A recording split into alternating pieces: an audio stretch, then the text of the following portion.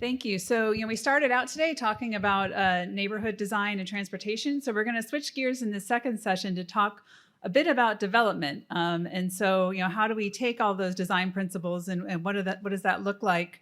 And what challenges is faced? And thinking about what future development in Lake Wales might look like. So, for this session, we've invited a couple of experts on those topics to come speak with you. First, Vince Graham and Victor, you could give a longer explanation, but I'll try my best. Vince is based out of Charleston, has done a number of traditional neighborhood designs, and we're honored to have him here with us to give a little bit of his experience. And then we have Marcela Camblor, who worked for a number of years at Treasure Coast. And then she's since then worked on the private sector side with development. So she has experience with both planning from both sides. And she's going to tell us a bit more from experiences in Martin County and St. Lucie. So with that, I'll ask Vince to come. Hey, everybody. My name is Vince Graham. I am from Charleston. I've been hearing for a couple of years about this place. Victor Dover's enthusiasm is very infectious, as y'all might have seen. And he goes, every time I see him, we're working on a neighborhood together in North Carolina.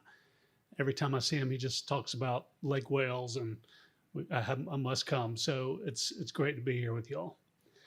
As Victor said, we're dealing with an emotionally charged issue. Home is very important to people where they live.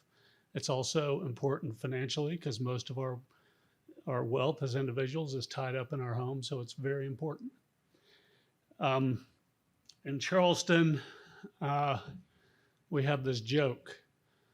How many Charlestonians does it take to change a light bulb? Change? Imagine y'all might have some of that down here. So I'm going to offer some hints from Heloise about real estate development, really focused on vision for the future of Lake Wales. There's Charleston, that's where I live. I'm actually a native of Atlanta, the southeast capital of sprawl, but I moved to the Low Country in 1989, and I've been here ever since. Y'all have, no doubt, many of you have been there. It's quite beautiful. It's Carolina's oldest city, one of the oldest in the country. Basically, what we do is we take lessons learned from historic towns and cities, combine those with modern advances in building new places and renovating old ones. Victor and others have already talked about many of these lessons. I'm going to underscore some of them. One thing historic cities have is boundaries. This is actually Boundary Street in Beaufort. Boundedness is important to city. We talked about the difference between the city and the country. That used to be very carefully defined. We've kind of let go of boundaries over the last 50 or 60 years, but it doesn't take away from the fact that boundaries are important. You still see this in Europe. A lot of cities have this. This is in Austria. You come to a city, when you enter it, there's a sign that says, you're welcome to Hall in this case. And when you leave, there's another sign that says Hall not, and you're into the countryside. Y'all probably heard about the 10 Commandments. You may not have heard about God's urban design guidelines. So when Moses had been wandering around in the wilderness for 40 years, God came to him as he was about to enter the promised land and gave these instructions for developing 48 cities in the promised land. Simple form of zoning. People lived in the cities. Outside the cities were suburbs. That's what it's called in the King James Version.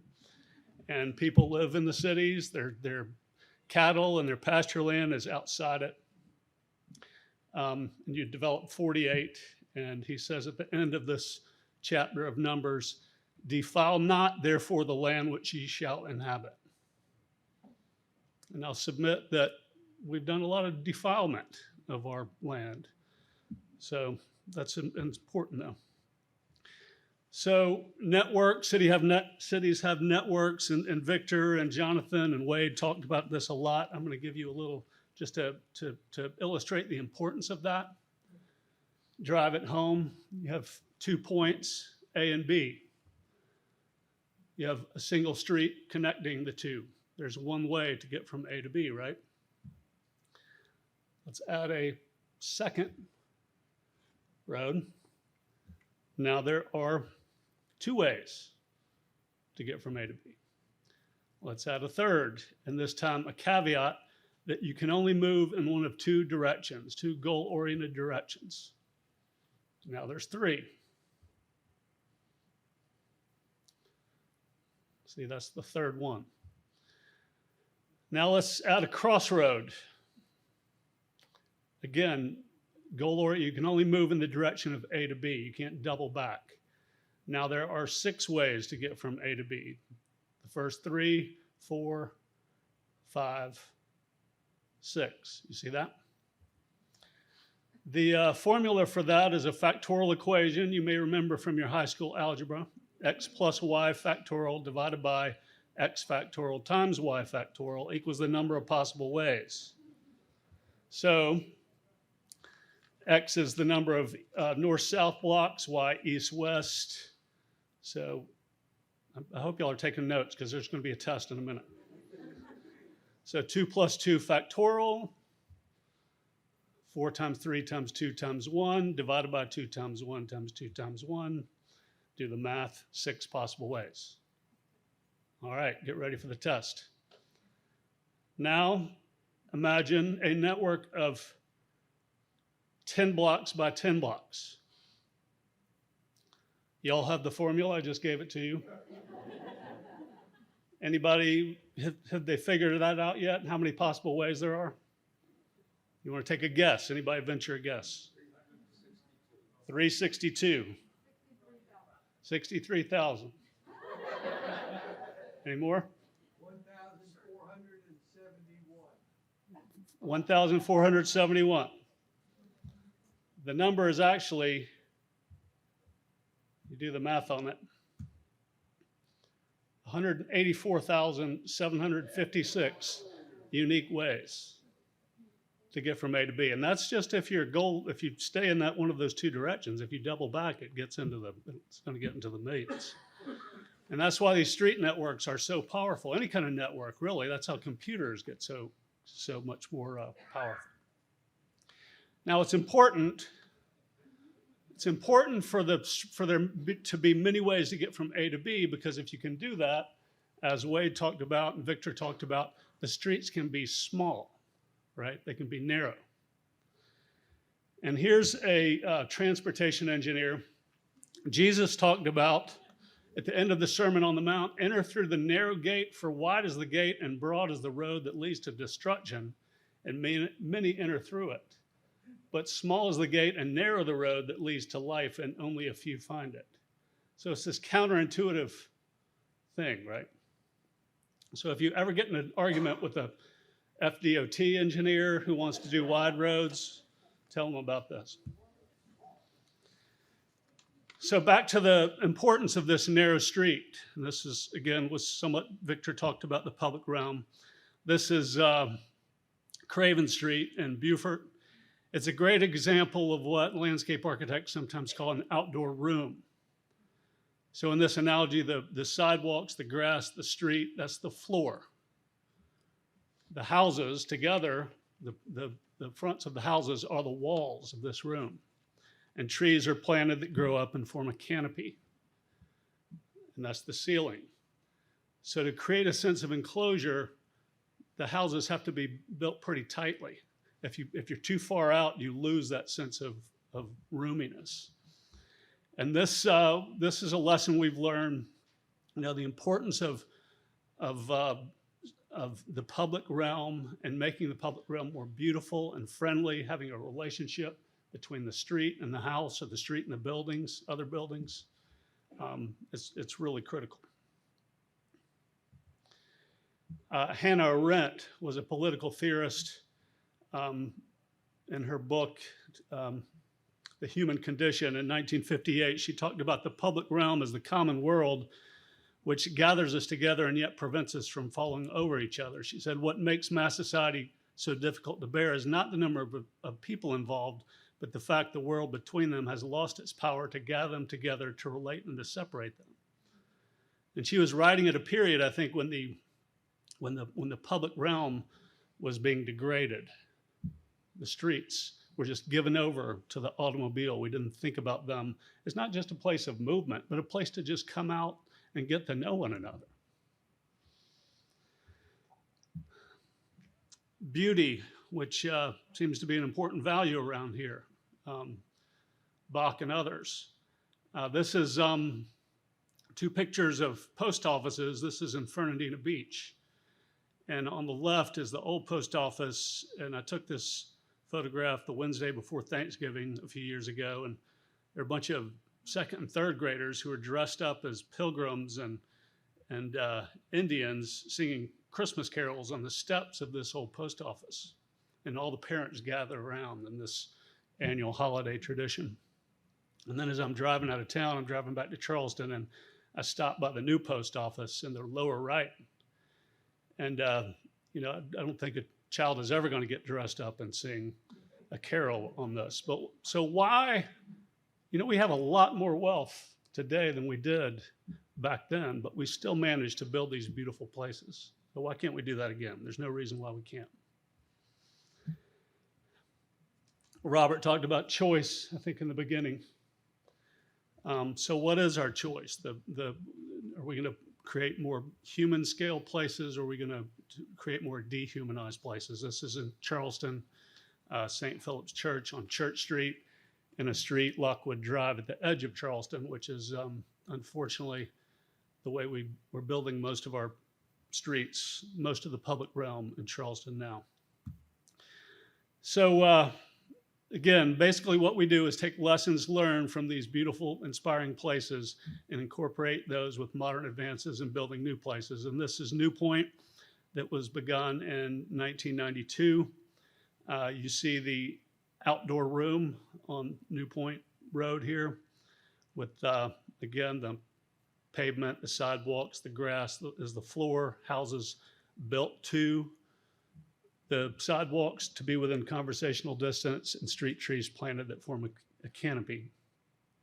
The lots are relatively small compared to the neighborhood next door, but the property values are about double what those of the neighborhood next door are. It wasn't easy getting started. We have this kind of culture of fear. And the people who were next door when we first proposed it said, oh, the lots are going to be too small. It's going to destroy our property values, blah, blah, blah. You've heard that before, traffic, et cetera. But this was our vision. They had it right the first time, and it turned out pretty well. So that's New Point. We can come back to that. Ion, which Victor's firm Dover Cole with Dewani Plater Zyberk helped design, is in Mount Pleasant, just over the river from Charleston. Here in the upper left and the right are East Lake in the upper left and West Lake on the right. They're connected by canals, 2 canals actually. The one shown here is Jefferson Canal. We also have Lafayette Canal. They connect these 2 lakes, which are really retention ponds. That's what they are. We worked into the infrastructure, and the homes face these retention ponds. This is the historic district of Ion. Houses, the oldest house. These are the oldest houses in the neighborhood, built way back 25 years ago. In yellow are the original price points of the houses, and then more recent estimates. One of the things that happens here, again, I think a lot of it is kind of supply and demand, right? There's a very limited supply of these kind of places. There's a huge demand, which drives the prices up. But I think there's something in the concept of what we do. What we learned is that what I've learned over the years is if what you offer is exclusivity and isolation and privacy, then every time a house gets built, it takes away from what's being offered, right? It becomes worse over time, and people begin to resent newcomers. It's kind of a fear thy neighbor approach. But if instead what you offer is beauty, a sense of belonging and neighborhood, community, inclusiveness, then in theory anyway, every time a house gets built, it adds to what's being offered and it gets better over time. And what we've seen is places like New Point and Ion and other neighborhoods we've done have been built out. The vision is, you can see that, and it just, the prices go through the roof, which is kind of unfortunate in a way, but that's, again, it's a function of supply and demand. We've since worked on a number of other neighborhoods throughout the Southeast. I'll focus on two. This one is Earl's Court, also in Mount Pleasant. Mixed use development, mostly single family detached. There are a few accessory dwelling units in it, but this is built out at a density of over 30 units an acre, single family detached. But again, you see the focus is on the public realm. People come together. There's a strong sense of community. People go on walks through here. It's just, it's become a lovely place. We sold a house here in about 6 years ago for $650,000. It resold last year for $1.2 million. So, and these are on 1/30 of an acre lots. So it just shows the demand. This is another neighborhood I've been involved in. Downtown, Reed Burgess is a business partner. He led the development. This is called Catfiddle Street in downtown Charleston. It's a little infill project. Almost every one of these houses has a little accessory dwelling unit. I actually, in the picture at the bottom, that orange looking house, I own that one and just rent it. And that has an apartment on the ground floor. But the density of this little neighborhood is over 50 units an acre.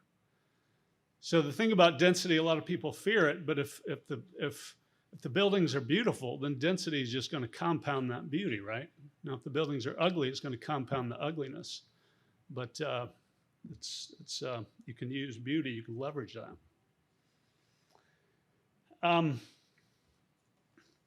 So this question was asked, and I'll talk a little bit about it, less about what the vision is than maybe what a strategy might look like. One of my favorite quotes about vision and leadership is from Martin Luther King Jr., who said, if you want to move people, it has to be toward a vision that's positive for them, one that taps important values, that gets them something they desire, and the vision has to be presented in a compelling way that people feel inspired to follow. So one of the key words here is values. Value. A vision can emerge from value. So what are the values of this? What are the shared values that people could embrace and get around or rally around? I would argue beauty is one, right? Bach talked a lot about that. Olmsted did. Economy, hospitality, responsibility, legacy. What are your values? You got to decide what values do you want to advance, and how can your vision emerge from that? One of the things that we've done in our larger neighborhoods is to focus our attention on a small area. This was Charleston from around 1700. At that time, it was a walled city of about 60 acres. This is an inventory of what exists there today. 720 homes of all types, about 800,000 square feet of commercial space. You've got 6 museums, 6 cemeteries, city hall, 5 churches, 2 arts theaters, and a 450 student school in 62 acres. And the economic value of that is well over $1 billion in 62 acres. This is Savannah when James Oglethorpe laid out Savannah in 1733. He laid out 6 wards, little neighborhoods. He actually developed 4 to start with. Each of those were about 11 acres, 10 or 11 acres. So it was roughly 60 acres. And on the left is a year after they started development. You see those little cabins on the lots or surrounding Johnson Square, and then 100 years later, how it grew up into this elegant city of beautiful masonry townhouses, and they've adorned the public realm with brick sidewalks and a monument to Nathaniel Greene in the middle of Johnson Square. So you're teed up, I think. You're already teed up. You've begun, I think, what's an excellent process with renovating downtown. Very smart to hire Dover Cole to do that. And I'm not saying that just, because he's a great friend, but he's one of the best planners in the country. So, I would say focus strategically on that 60 acres. Focus your energy on that. Get that right, and use it as a means to advance your values.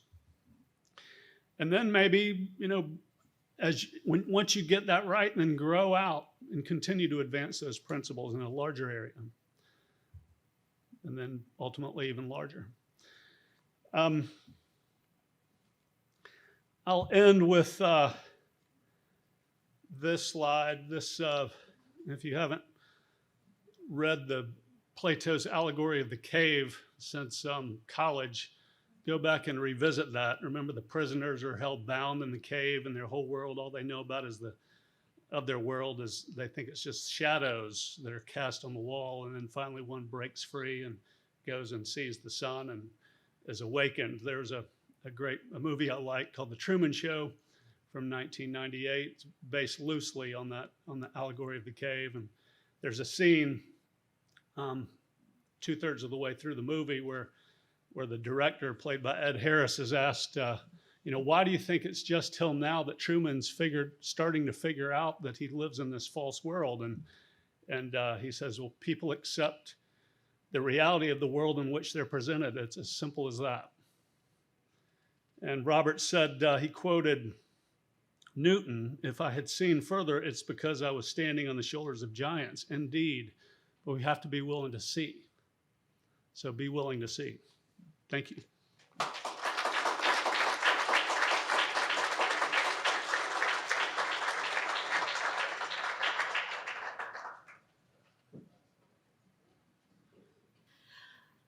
Good afternoon.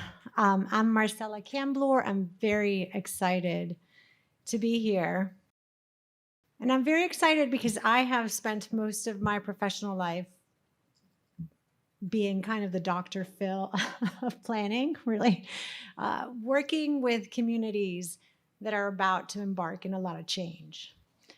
I'm from Stewart. I live in Stewart. I'm not from Stewart. But I'm assuming that there is a lot of development pressure, or all of these outside professionals wouldn't be here today.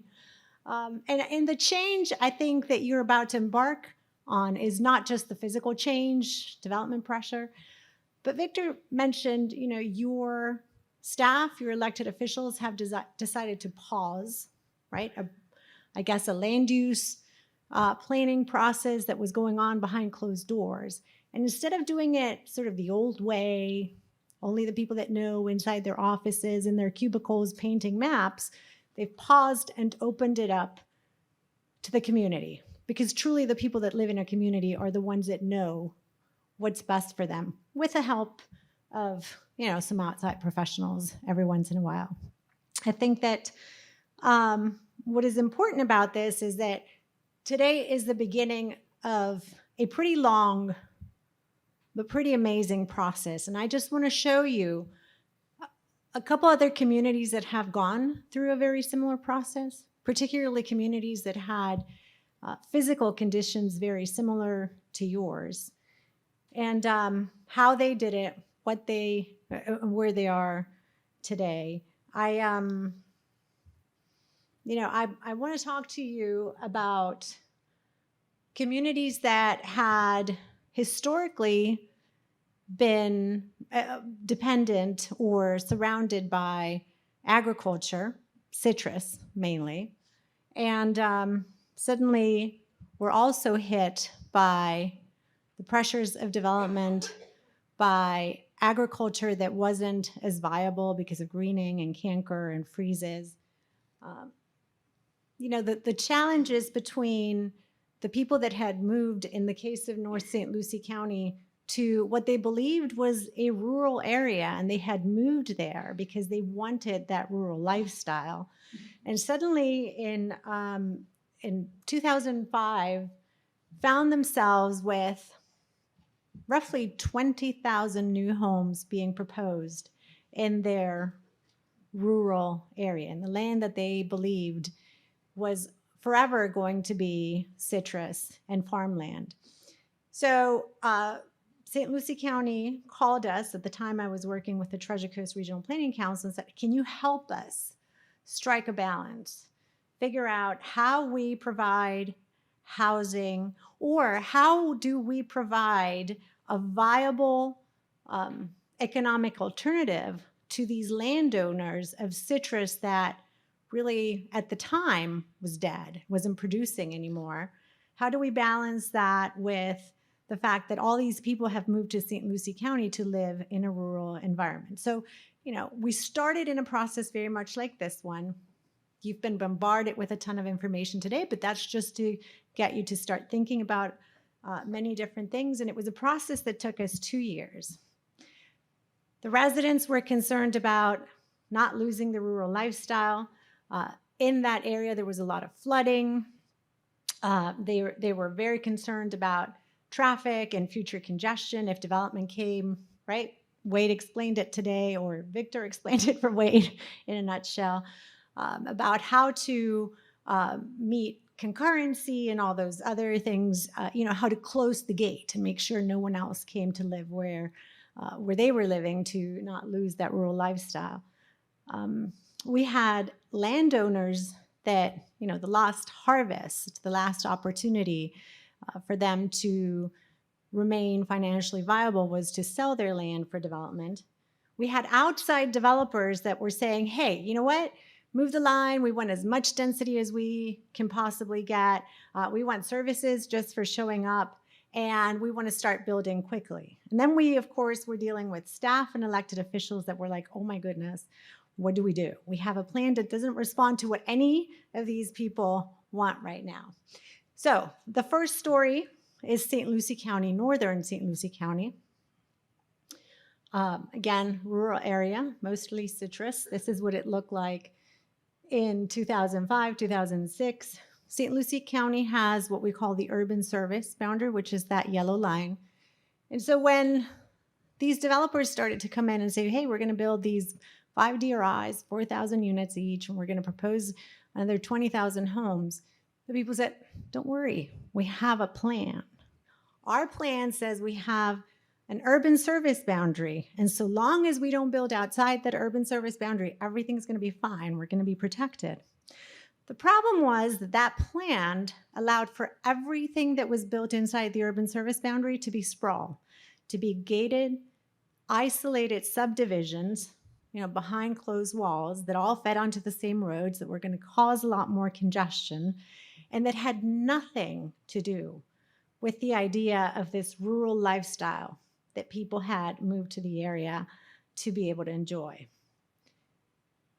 Now, the comprehensive plan had a second sort of phase that said, well, once we have built up to our urban service boundary, we're going to expand and allow people to build up to the red line, which the comprehensive plan called the secondary urban service boundary. A little bit of what you guys have, right? The services and where you expand and how you grow. Now, what's interesting is the plan said that everything in between the yellow line and the red line could be developed at 1 unit to the acre on well and septic, right? Not anybody's vision of agriculture, rural lifestyle. What was even worse about their plan was that everything to the west of the secondary urban service line at the time allowed for all of it to be developed at 1 unit per 5 acres on well and septic. This was the plan for St. Lucie County. And then on top of this, you had major developers coming in and saying, you know what, we're going to consolidate allow us to triple the density, and just give us services because well and septic is bad. None of the ideas, none of the solutions were the right ones. So much like your elected officials and staff are doing today, St. Lucie County paused. They pushed the pause button, and they decided to involve the community. This was a phrase, it is an Eastern proverb. We always like to say it was a St. Lucie County Board of County Commissioners proverb. And they were convinced that if they involved the community, that this plan would prevail, right? Now today, 20 years later, I can tell you that every time there's only one elected official from back in 2005 that was in office up until last year. Nevertheless, the plan has prevailed, and the community has followed the vision, not just because it was always the same elected officials, but because there were champions that participated in that process and understood what the vision was, and that have held every single new elected official to that vision. You know, people that want to run for office have to promise they will uphold that vision. So in essence, you know, St. Lucie County, this towns, villages, and countryside plan was about striking a balance, finding a way for landowners to sell their land, allowing for developers to build, and also allowing for a way to preserve the countryside, right? And so what this plan did is, you remember Victor's image initially of pushing things together and holding them or separate them apart. What this idea, what the community's vision was to push development together into small towns and villages. Now, mind you, this is a 20 square mile area, and preserve as much countryside as possible. The St. Lucie County Towns, Villages, and Countryside preserves 60% of the land as open space, as greens that are interconnected. The St. Lucie County plan, what the community had as a vision was, you know, they were saying, we don't want every single development to make their little lakes behind the homes. We want a system that creates a blueway that helps us with our drainage and that connects and creates this amazing blueway that we can all enjoy and connects also all these other developable areas. So the citizens' vision, again, in this instance, was initiated by the local government.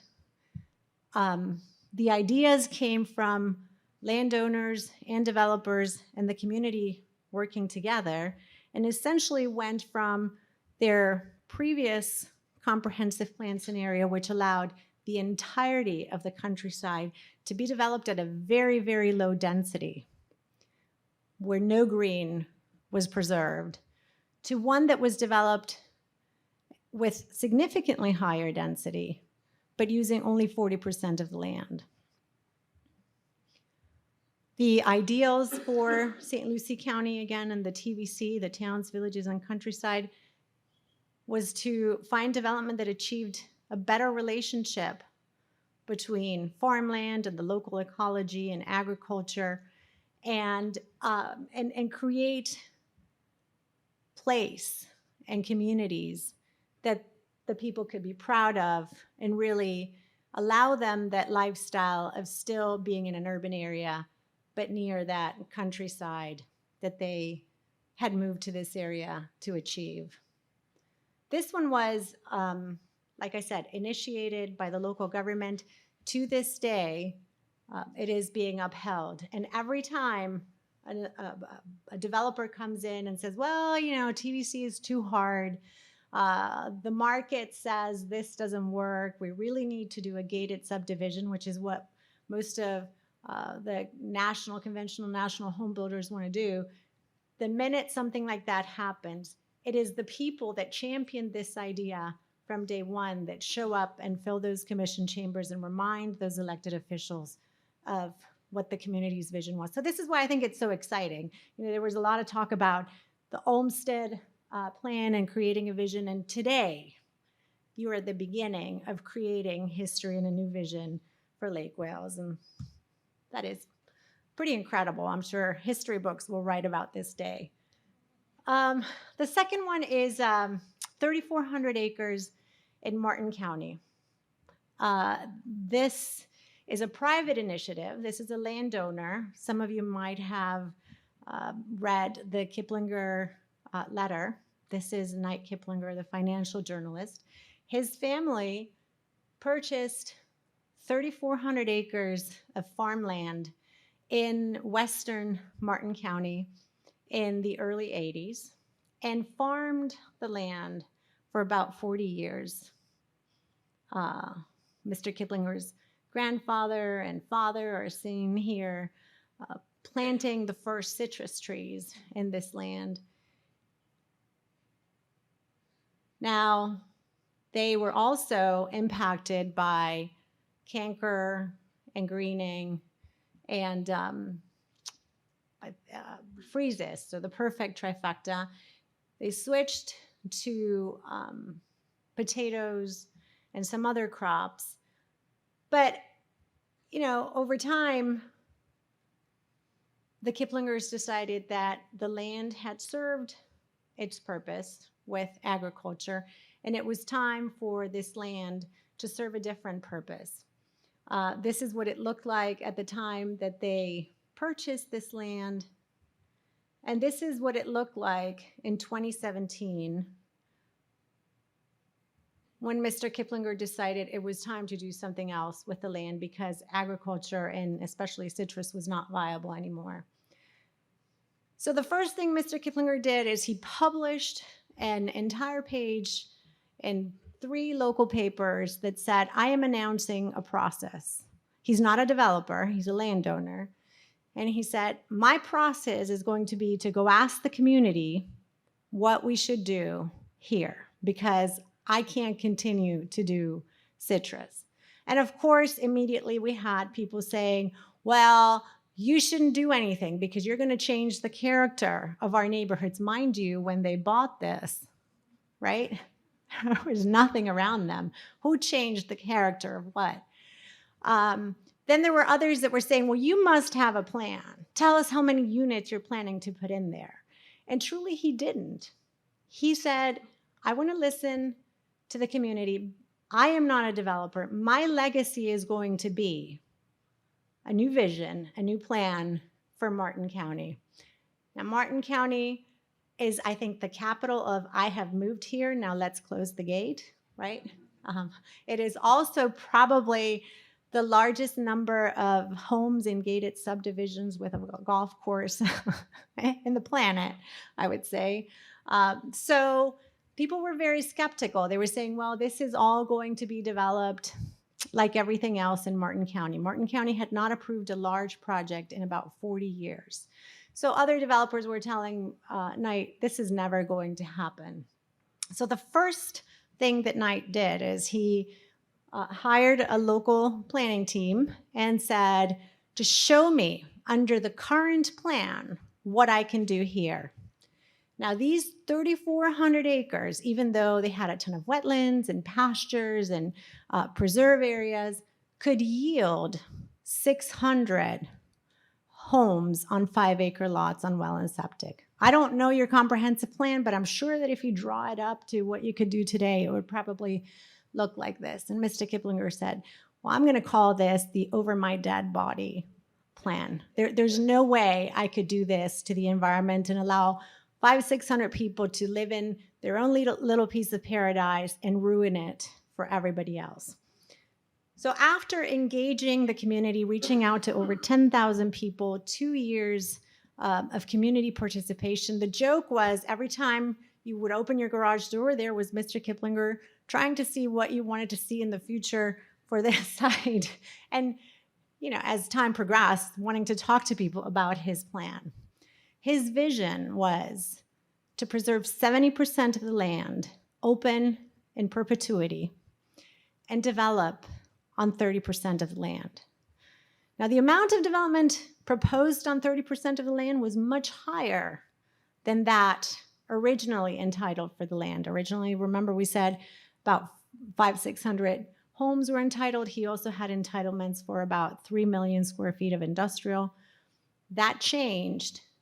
70% of the land is being proposed to be preserved in perpetuity. 4,200 homes are being proposed to be built in 30% of the land. Now, this is a project that Dover Coal also worked on.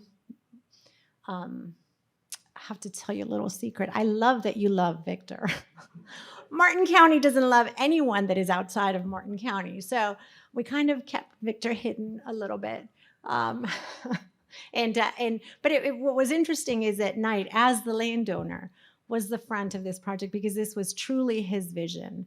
He wanted to make sure that agriculture in some form would be able to continue in this land. His concern was always, I heard him say, well, if oil dependency is a problem for our nation, imagine how terrible it would be if we were food dependent. So making sure that we build, but we also preserve in case we find a cure for canker and greening, in case we find a new sort of resistant type of citrus, or in case we decide to farm for other types of crops. He was very mindful of making sure that all this development, which was a lot more than was originally entitled in the land, would be kind of tucked in the countryside. You've heard some of the speakers say the difference between the developed area and the countryside, both preserved, both pristine. He wanted to make sure that the downtown had a unique character, that of a village in the countryside, and was of a scale that corresponded to traditional historic Florida towns. He traveled all over and decided that even though Martin County allowed for 4 stories, he self-imposed a limit of 3 stories because he believed that was more attuned with what the community would want and would support. Within that 70% of open space, a large percentage is reserved for community-supported agriculture, for organic farming, and for also production farming.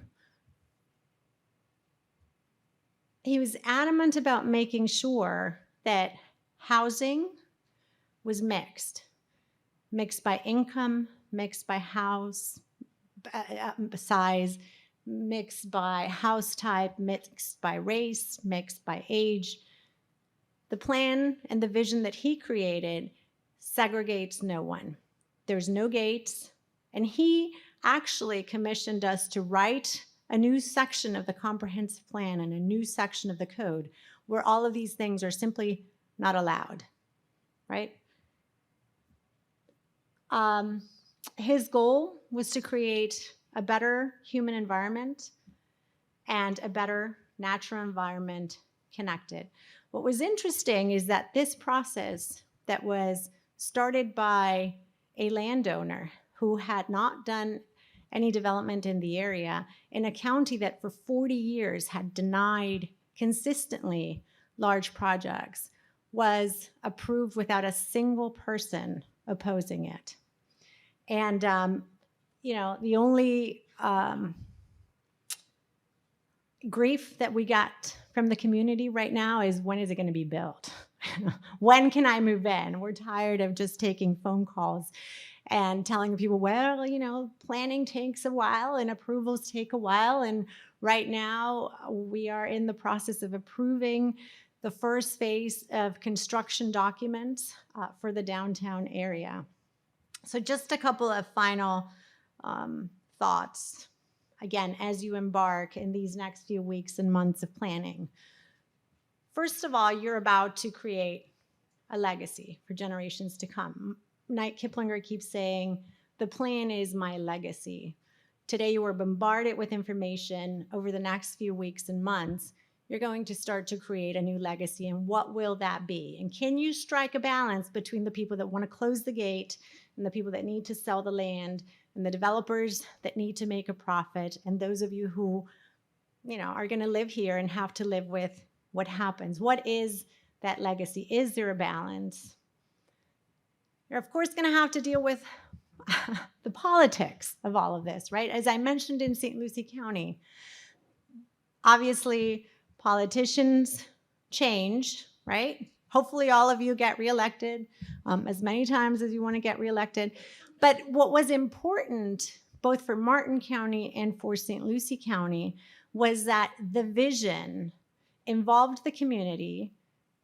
In the case of St. Lucie County, was created by the community. You will create a vision, and it's the people that remind the politicians what the politics and what the approvals and what the growth and change look like 5, 10, 20 years later.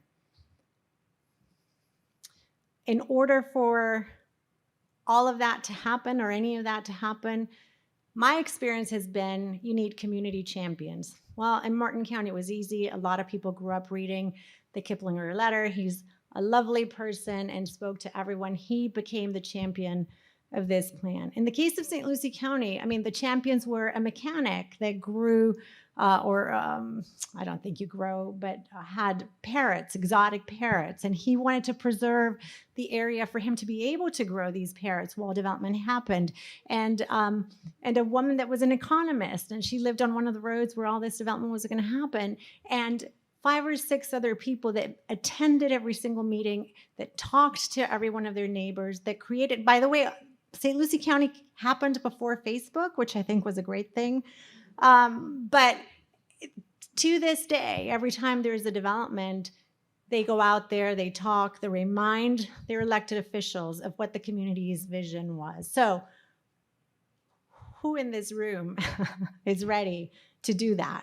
It takes a lot, but it's very exciting and a very rewarding process as well. And I am truly, truly excited to see that Lake Wales, is embarking in a process where they are engaging the community, because it's the best way to ensure you can strike a balance. So, thank you.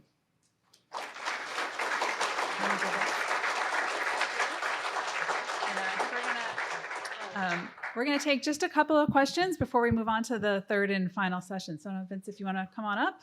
And Eric has a microphone. So does anyone in the crowd have questions for Marcela or Vince? We have one right back here. Do you have... Well, having lived in Charleston and lived in Lake Wales, we were just reminded the other day during a city commission meeting that we have a very low per capita income in Polk County and Lake Wales, and that, sort of to the effect that what will fly in Charleston or Savannah is not what we're going to get in Lake Wales. How do you, scale that to a community to where it's actually relevant to our community? Well, good question. I think that it works. As Victor said, we've only been building these kind of towns and cities, these settlement patterns for 6,000 years. And so it can work at any kind of socioeconomic level, demographic. He showed an image of Port Royal, which is kind of or at least it used to be a forgotten stepsister of Beaufort, the fancier place. But we basically, when we laid that out, we were using the same principles there, and just at the houses weren't super fancy. They were rather modest, but they started at just a much lower price point. So it works it can work here just as it has for thousands of years. It works.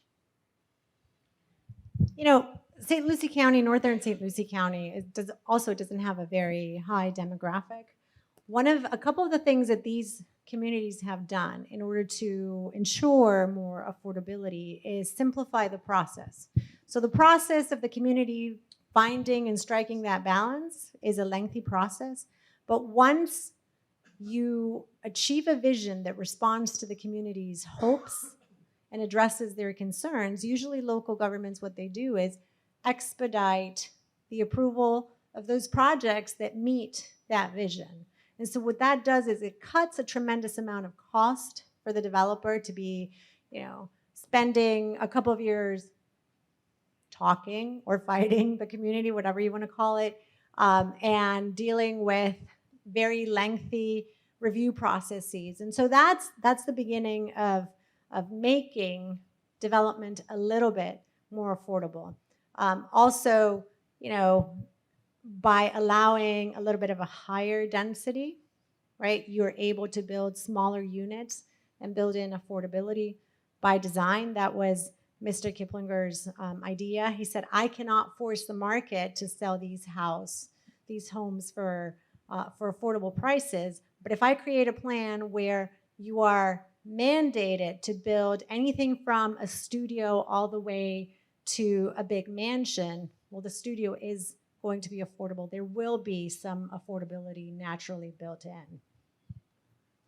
I just Yeah, the question- want to add one more thing to that, because it's important to remember that 60% of American households, 60% are composed of either one or two people. They don't need a big house. You know, where I live downtown is on this little street and a single family house, but across the street from me is another single family house, but it has 3 little accessory dwelling units on the ground floor that are leased by single people who don't have a car. They don't need one because they can walk to things, or they can Uber or rent a car. So you have to allow that flexibility and even call for it in the plan. Yeah, a lot of talk about the number of housing units that are going to be installed, but the 800-pound gorilla in the room is the fact that 40% of all the greenhouse gases generated globally come from residential homes. And so that's a concern. So 40% of our greenhouse gases come from homes. What are we going to do about it? We have a mayor in Miami that's spending an extra $1 million a year to get ready for the rising oceans. And so is somebody going to address the abysmal building code that Florida has so that we can create some sustainable homes? I go around the city here and I count solar panels on homes, and when I see 30 to 40 solar panels on a home, that tells me that home is woefully inadequate in terms of meeting building codes. It's an energy hog from the standpoint of creating global greenhouse gases. So is that going to be addressed in the plan, do you think? I guess I'm reminded of Babcock Ranch, which is an LED community. Is that something that can be incorporated into the plan here so that we're thinking ahead, not just 5 years, 10 years, but generations down the road? Well, someone started doing their homework already, which is good. You're already thinking about how to adapt our development probably to better technologies in the future and be more sustainable. I think we start by creating a pattern of development that is more sustainable, right? We don't need to step on the entirety of the land.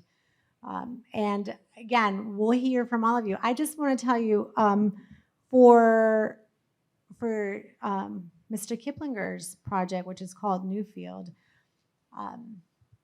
sustainability is at the top of his list. Dark skies, no, irrigation or minimal need for irrigation.